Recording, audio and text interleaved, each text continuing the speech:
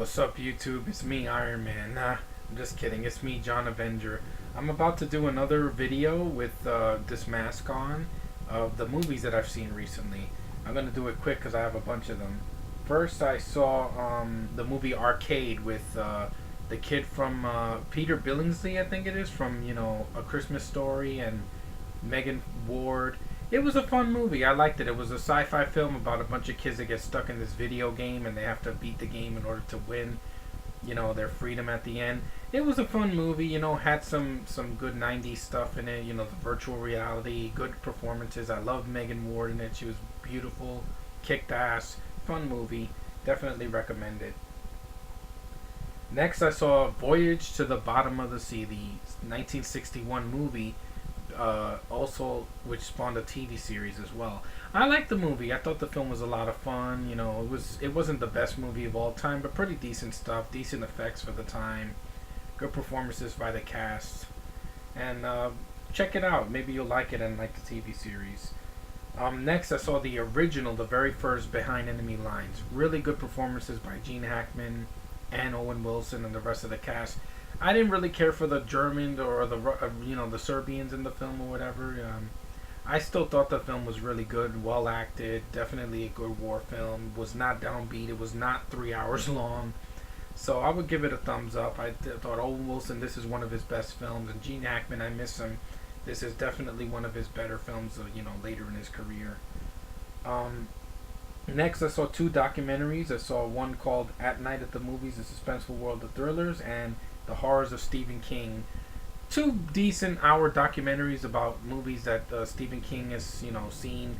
He talks about films in the horror genre that, spawned, inspired him to write novels and stuff like that.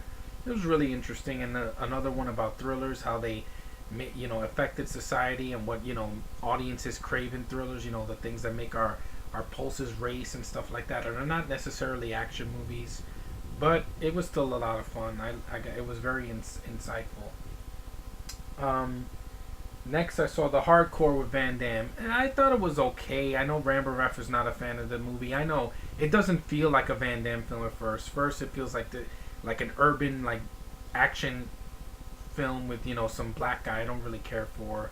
It's just, I'm not racist. I love black people, especially black women. But the guy didn't do much for me. Van Damme was good in the film. I like Vivica Fox. I thought the film is so-so. I can watch it again, but it's not one of Van Damme's best. It's not his worst either. I've seen a lot worse. I'll just leave it at that. Next, I saw Jaded, which I talked about earlier this year. I bought a DVD of it last week or 2 weeks ago. I thought the movie's decent. The acting is really good. Carla Gugino, very good performance in the film. The film is dark, but it's not that depressing. Some of the material though will offend some people, so be warned. It's not a film for people that have weak hearts. But if you're interested in a film that's a crime drama that's done well, that's not 3 hours long, check it out. I would recommend it. Next, I saw Rings for Her Fingers, which is a 1942 romantic comedy with Henry Fonda and Gene Tierney. This is a really sweet, very funny, very nice movie. Definitely a really good performance by Henry Fonda, one of the best actors that is no longer with us, and Gene Tierney. Just very beautiful in the film, very gorgeous brunette. They have good chemistry in the film. The dialogue is really sweet, and you know what the movie's going, but it's a really fun movie. I would recommend it to you old folks out there, and also people that like old school films like I do. I'm a jack of all trades. I love old films, new films, the works. I'm a film buff. It's what I am, and I love this movie. I thought it was a good movie. Definitely one for the books. Next, I saw 28 Weeks Later. I finally finished it. It was decent.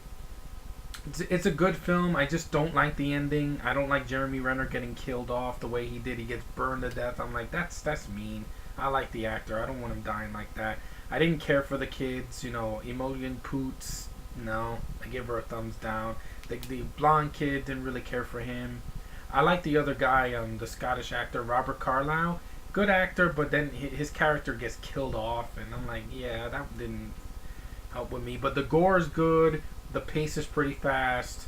The action's good when it's there, and the story was, pretty decent. I mean, it didn't kill the film for me. I still think it's a good film, but be warned, the ending is not the best. And I saw a bad stinker definitely a couple of days ago called Dark Wolf.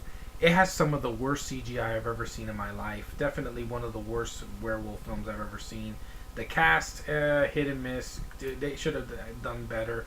The only really good actors in the film are Tippi Hedren and Kane Hodder, because Tippi Hedren was in The Birds, and Kane Hodder's been Jason, for 4 films, and he's a good actor. He was probably the best actor in the film. But the CGI's terrible. The pace is bad. There's definitely some weird things in the film. The werewolf, when it runs, it looks horrible. I will say the makeup effects are good, and when the werewolf is not CGI, it looks pretty good. But other than that, it's a stinker. I would avoid it. And the film that I just saw recently, the last film, is From Dusk Till Dawn, the very first one. Awesome movie. Definitely a good vampire film. I didn't like some of the writing of the film, the fact that Quentin Tarantino gets killed off, and some of the dialogue was kind of like disgusting. And I think that the film should have had vampires in the beginning of the film, like in the first 30 minutes, because you have to wait for an hour for these things to come out. But when they do, the makeup effects are really good, the gore's there, the action is there. George Clooney kicks ass in this movie. It's one of his best roles.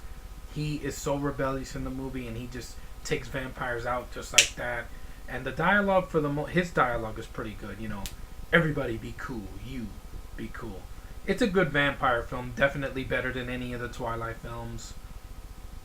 Good makeup effects. I liked Fred Williamson and Tom Savini and Juliette Lewis. Harvey Keitel does a good performance for his the screen time that he has. Good movie. I would give it a thumbs up. Definitely want to see the sequel, part 2 with Robert Patrick. So those are all the films I've seen this week, and I will talk to you guys later. Peace.